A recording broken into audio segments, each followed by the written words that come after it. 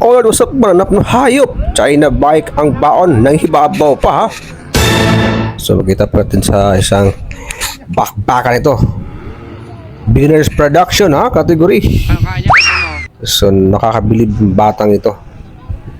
China bike ang baon na Euro 150 yan. Pero yung suspension niya maganda. Kalaban niya ang mga production bike, no, beginners production. Ayan. Mga pangalawa na po si Idol Joshua Barceros ha. So yan po isa sa mga new bike rider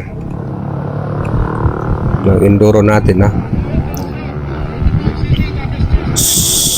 Ayan, so grabe no. Grabe yung bilib kong motor na ito. Euro 150 lang ang baon ha. Kalaban ang mga pro bike ha.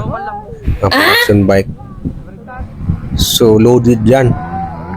Pati rider loaded yan no. Kitang-kita mo Euro 150. Pero loaded yan ha. So, grabe yung bata, nakakabilib si Joshua. Yung mga kalaban niya mga pro bike. Pero ang rider ang grabe loaded yung rider dyan.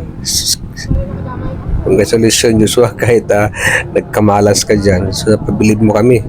Sa Euro bike mo ha. China bike lang ang baon. Si Joshua Barceros no? So abangan po natin siyan.